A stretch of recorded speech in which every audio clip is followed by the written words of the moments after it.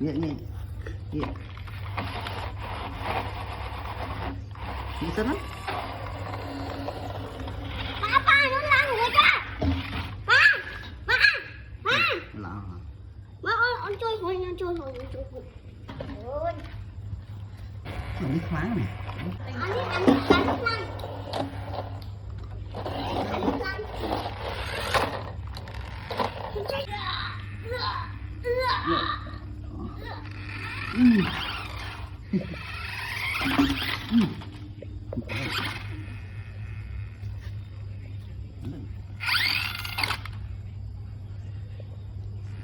vô để pa với cho khổ mới nhỉ.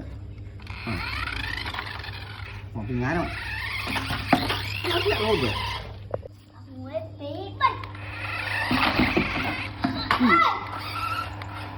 Nó lên wow wow còn nó khoáng này đây khoáng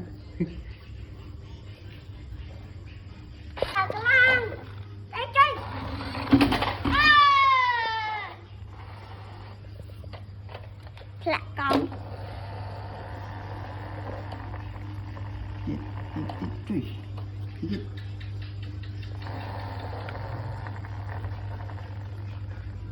đấy có thể thì bà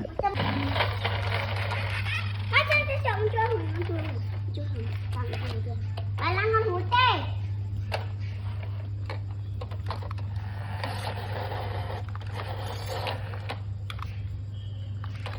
quăng á tại tên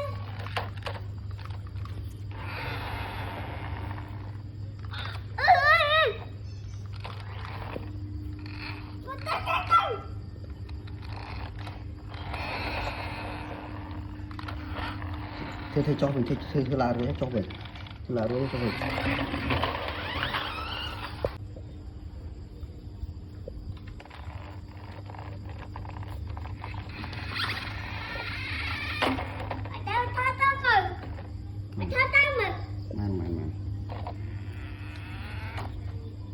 thầy cho tí tích cho khởi cái tí tích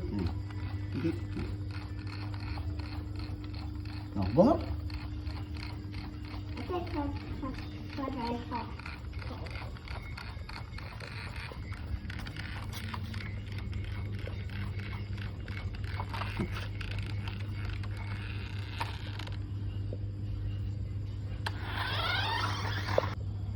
ôi bây giờ muối tí 7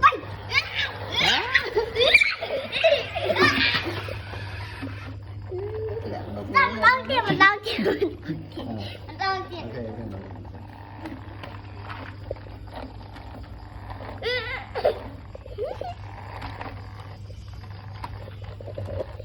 muối tí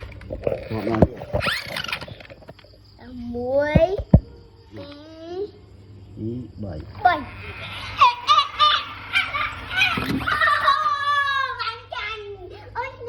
muối tí 7 tay như đình ghế tay như đình ghế kìa